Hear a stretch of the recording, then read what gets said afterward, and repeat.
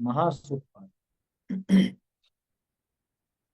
चलिए कुछ प्रश्नोत्तर वगैरह हो तो वो देख लेते हैं अपन।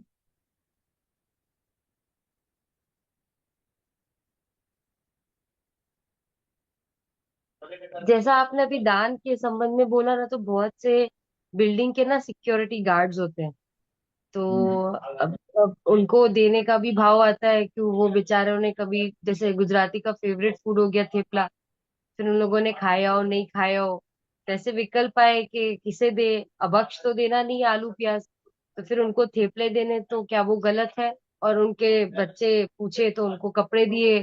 तो अब वो जैन धर्म से जुड़े नहीं है, कुछ भी नहीं है, बस सिक्योरिटी गार्ड है, तो देना देखो वो चाहिए कि दान तो दिलाएगा नहीं।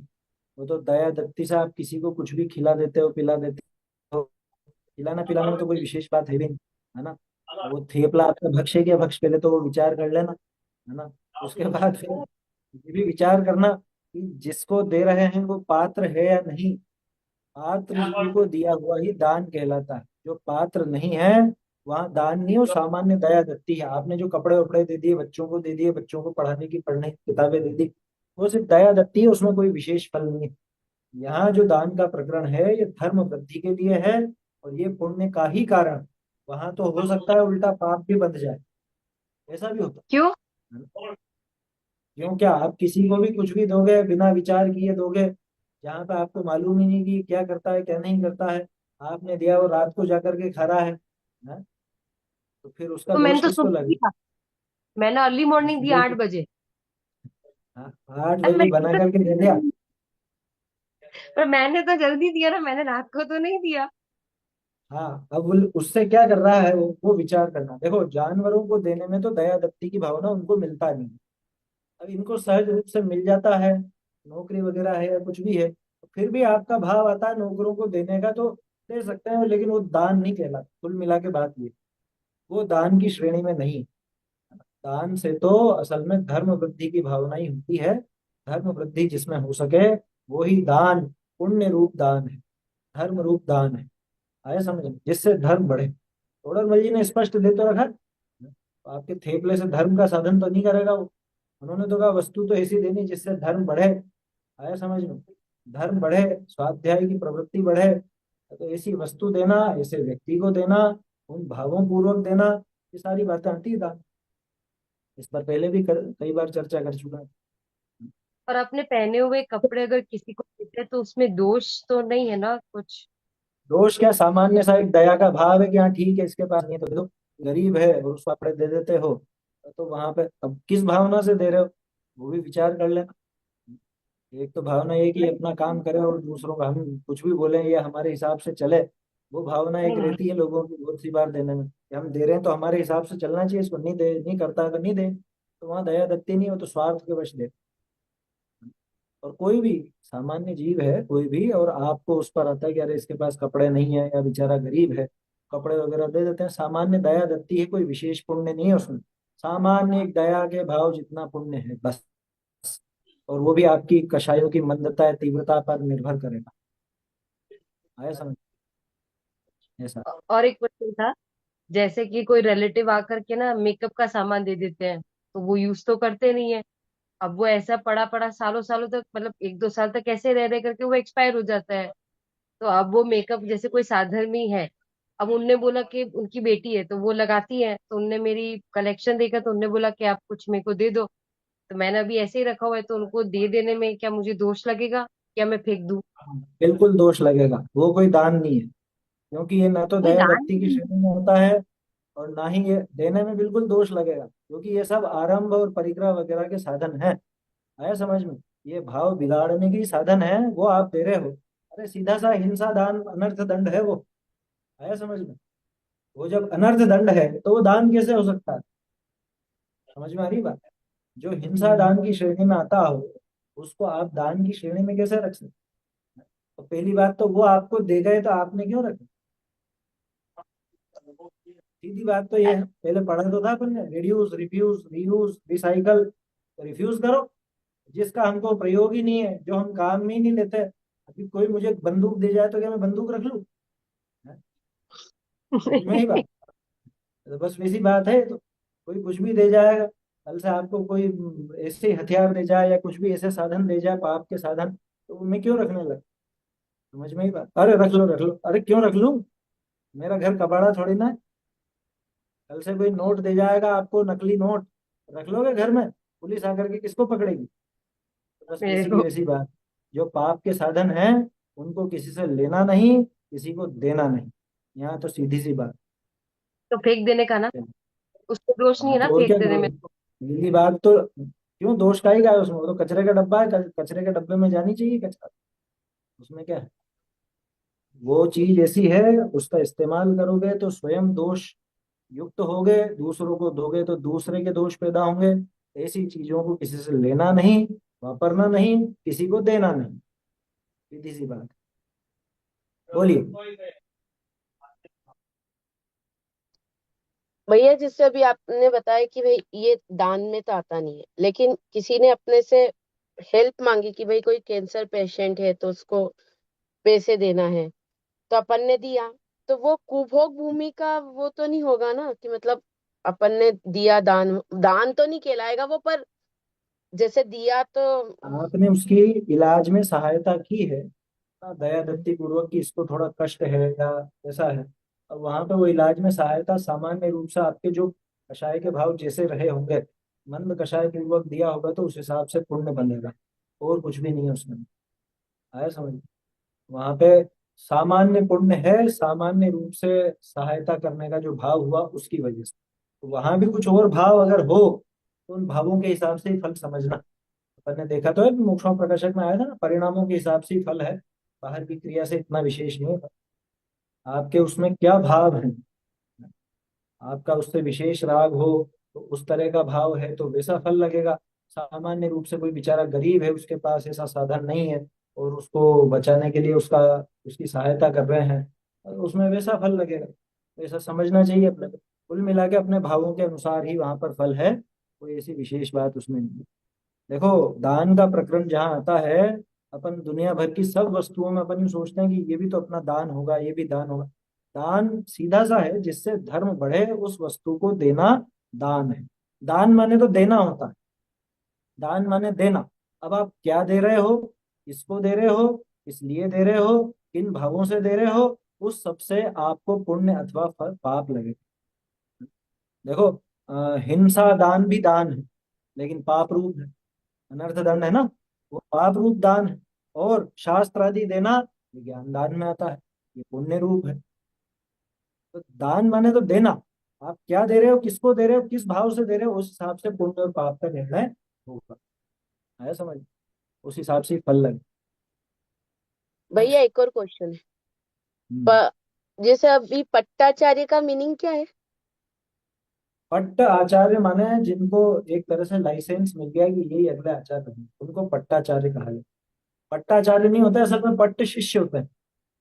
पट्ट अच्छा। शिष्य का मतलब होता है इस पट्ट पर इन आचार्य के बाद ये शिष्य विराजमान होंगे, उनको कहा जाता है पट्ट शिष्य। ठीक है? पट्टाचार्य शब्द का प्रयोग तो ऐसा आता नहीं, पट्ट शिष्य का जरूर आता। तो पट्ट शिष्य माने इनकी परंपरा में आगे यही आचार्य बनेंगे, तो वो पट्ट शिष्य। जैसे उमा स्वामी आचार्य कुंद कुंद आचार्य देव के पट्ट शिष्य। तो कुंद कुंद आचार्य देव के बाद उमा स्वामी आचार्य को वो पट्ट मिला, यानी कि उनको आचार्य पदवी मिली। ऐसा समझ में ही बात। नहीं, तो पर अभी पट्ट शिष्य हुए। पट्टाचार्य का शब्द सुनने में आ रहा है ना, इसीलिए। हाँ। अब वो उस पट्ट पे जो आचार्य बैठे हैं वो पट्टाचार्य, और क्या है, क्या धर्म है उसमें? पट्ट वट्ट की इतनी महानता अपने यहाँ नहीं है। अपने यहाँ तो सीधा सा वो पद है, आचार्य पद। अब जो आचार्य होते हैं वो अपने किन्हीं योग्य शिष्य को मतलब संभालने लायक समझ करके और उनको आचार्य पदवी प्रदान करते हैं, अपने जीते जी प्रदान करते हैं, है ना। और जो जिंदा हो उसी को प्रदान की जाती है। मरे बाद किसी को यहाँ पे जैसे मरणोपरांत वीर चक्र परमवीर चक्र मिल जाता है, ऐसा मरणोपरांत कोई आचार्य पद नहीं मिला। अरे जो मर गए, जो यहाँ से अब है ही नहीं यहाँ पर, वो कैसे संघ को संभालेंगे? तो उनको आचार्य कैसे कहोगे आप? लेकिन कलयुग है, ऐसी तरह तरह की बातें आपको जानने को मिलेंगी कि उनको मरने के बाद में आचार्य पदवी दी गई। किसके लिए दी गई? मरने के बाद कौन से संघ को संभाल रहे हैं वो, जो आचार्य पदवी दे दी गई? अब तो जहां भी गए होंगे वहां पता नहीं जाने क्या करते होंगे क्या नहीं करते होंगे, वहां तो कोई आचार्य मुनि संघ तो है नहीं, वहां किसको संभाल। मरणोपरांत कुछ नहीं होता, फालतू की बातें हैं। आए समझ में? हाँ, ये अन्य मत में चलता है शब्द तो पट्टाधीश वगैरह, जिसके पास वो पट्टा है, यानी जिसके पास वो एक तरह से लाइसेंस है, सीधी सी बात है। पट्टा शब्द लाइसेंस के लिए होता है। तो जिनको पट्टा मिला किन से है कि आचार्य ने इनको आचार्य बनाया। आया समझ में? अब वो उसमें ही अब राजनीति खूब होने लगे, तो बाकी के नहीं माने, हम नहीं मानते इनको आचार्य, इनको कैसे बना दिया, हमारी पूछ ज्यादा है हमको क्यों नहीं बनाया। ऐसे आपस में अब झगड़ते रहे तो झगड़ते रहे, वो एक अलग बात। तो वो अपने जैन दर्शन में विधि होती नहीं है ना। यहाँ तो आचार्य देव जिसको योग्य जानते हैं उनको आचार्य पद संभलाते हैं, और वो भी संघ का उचित संचालन कर पाते हैं तो वो आचार्य पद लेते हैं, नहीं तो नहीं लेते। क्योंकि आचार्य का काम बड़ा भारी है, स्वयं अपने आत्म साधना करते हुए दूसरों की आत्म साधना में सहायक होना मामूली बात नहीं होती। इसीलिए टोडरमल जी ने लिखा ना, जो सम्यक दर्शन ज्ञान चारित्र की अधिकता से, अधिकता चाहिए वह, अधिकता अगर नहीं हो तो या तो दूसरों के में गड़बड़ होगी या खुद के में गड़बड़ होगी। बहुत विद्वान है और बहुत समझदार हैं और बहुत अच्छे हैं सब हैं, लेकिन संघ का संचालन एक दूसरी चीज होती है। संघ का संचालन एक न्यारी ही बात। क्या चतुर्विध संघ, चतुर्विध संघ तो देखो ऋषि मुनि यति अंगार, ये अपन पढ़ चुके हैं, अष्टपहाड़ में है स्पष्ट। जो चतुर्विध मुनि संघ कहा जाता है, चतुर्विध मुनि संघ का मतलब तो होता है ऋषि मुनि यति अंगार, है ना। चार प्रकार के मुनिराज जिस संघ में होते हैं उसे चतुर्विध मुनि संघ कहा जाता है। और ये जो लोगों ने बना लिया मुनि आर्यिका श्रावक श्राविका, ये चार प्रकार के धर्म के साधक जीव हैं ऐसा कह लो, लेकिन ये चतुर्विध संघ नहीं कहलाए। कौन सा मुनिराज के संघ में श्रावक रहते हैं बताओ जरा, कौन सी श्राविकाएं रहती हैं, तो फिर कैसे बनेगा वो।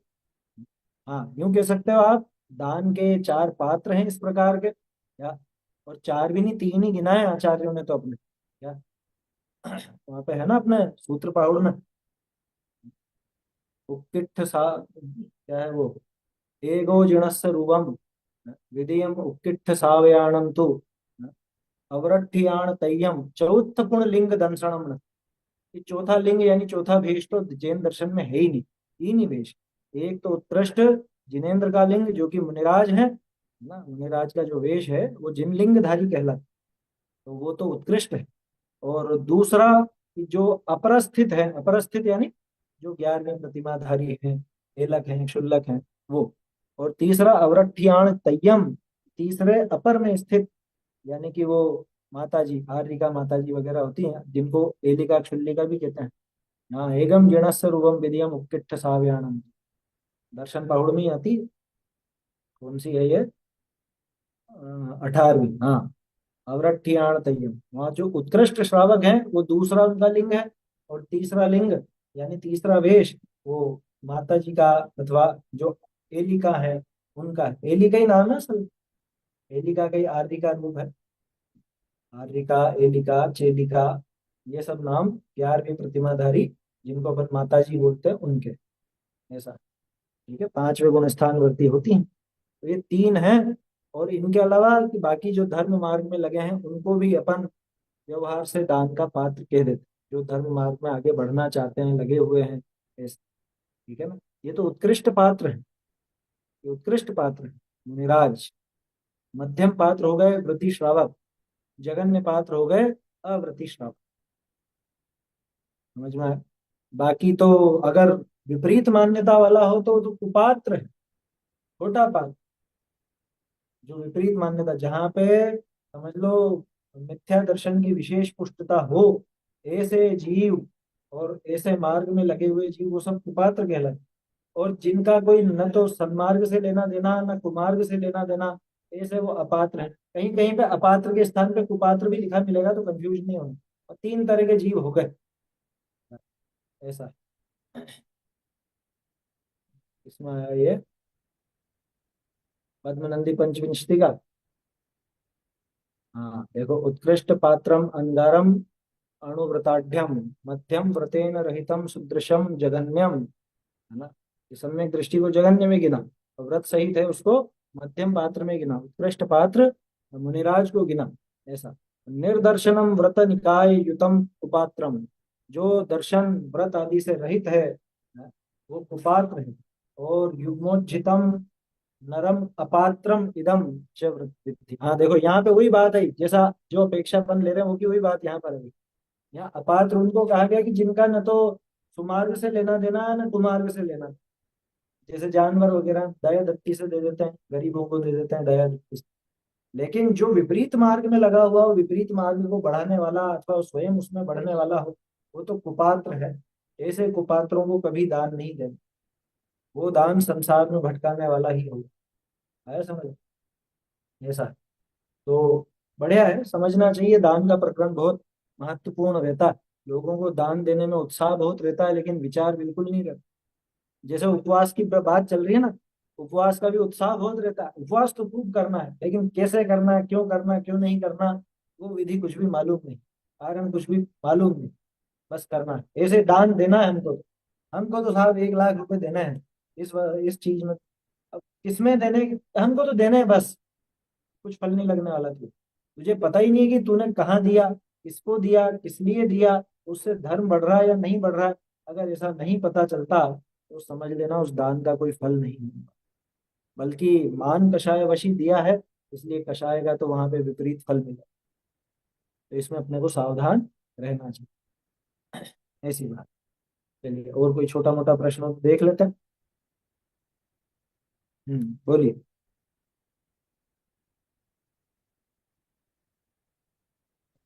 भगवान के भगवान के समक्ष उल्टे हाथ से सामग्री चढ़ाना कहाँ तक उचित है? क्या उल्टे हाथ पे? उल्टे हाथ से भगवान के समक्ष हम्म, सामग्री चढ़ाना कहाँ तक उचित है? देखो अब इसमें उल्टे हाथ और सीधे हाथ की तो कोई ऐसी विशेष बात नहीं है। बाकी सीधे हाथ की मुख्यता रहती है ना। ये एक परिपाटी सी चली आई है कि सीधे हाथ से ही अपन सारे कार्य अपने करते हैं अधिकांश। लेकिन अब बहुत से ऐसे होते हैं जो लेफ्ट हैंडर होते हैं, क्या उनका उल्टा हाथ ही काम करता है। तो ऐसा उसमें कोई विशेष बात, मतलब मुझे तो ऐसे पढ़ने में भी नहीं आई और उसमें कोई ऐसी विशेष आपत्ति समझ में आती नहीं है। क्योंकि जो लेफ्ट हैंडर है उसका तो उल्टा काम करेगा ना, वो क्या करेगा। अब वो सीधे हाथ से उसको अटपटा लगेगा, सीधे हाथ से बराबर नहीं कर पाएगा। इसलिए उसमें इतना कुछ विशेष दम नजर नहीं आता उस बात में कि उल्टा हाथ से चढ़ाए कि नहीं चढ़ाए। बाकी जिसका जो हाथ और काम करता पूरा है, एक मुख्य ग्रुप ही हाथ अगर जो उल्टे है। हाथ से हाँ? पूरा ग्रुप ही अगर उल्टे हाथ से चढ़ाए, मेरे को ऐसा लगा शायद अपनी कोई ना कोई वो लोग है ना प्रयोजन से या इच्छा रख के वो पूरी हो जाएगी तब हम सीधे हाथ से चढ़ाए।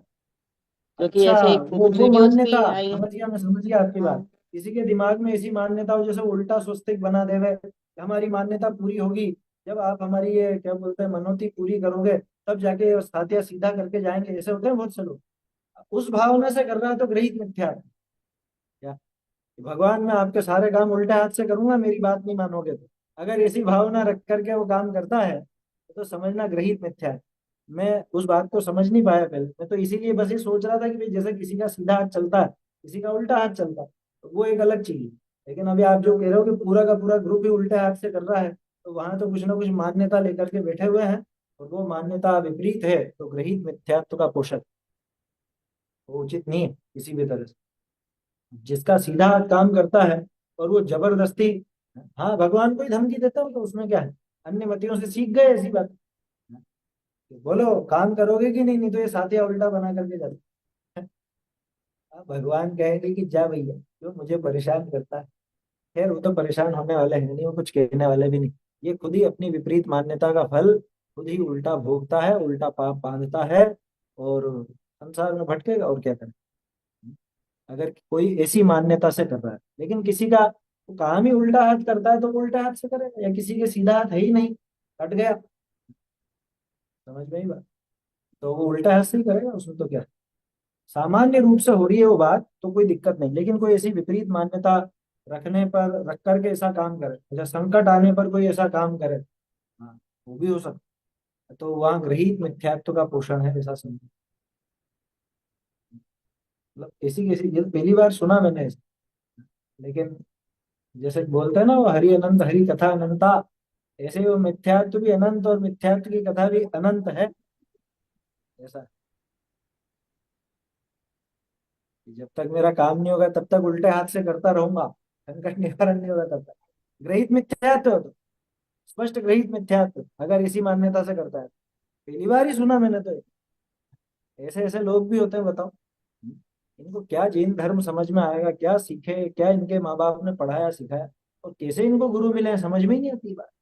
ये अभी तो व्यवहार धर्म का भी ठिकाना नहीं है, ऐसी उल्टी मान्यता है कि मेरा काम नहीं करोगे। अरे तुझे पता भी है भगवान कौन सा काम करते हैं और कौन सा नहीं करते हैं? उसी का भी नहीं है। ऐसा बोलिए। पंडित जी, जो पुरानी जो पूजा है ना, जैसे वृंदावन वाली ये, तो वो पूजा में जो जयमाला होती है ना, उसके मुझे बहुत सारे भाव नहीं समझ में आते, तो कहीं है क्या उसका प्रवचन आपके या किसी के? जैसे देखो, अभी बहुत सी पुरानी पूजा है या पूजा पुराने भजन वगैरह तो अपन लेते हैं।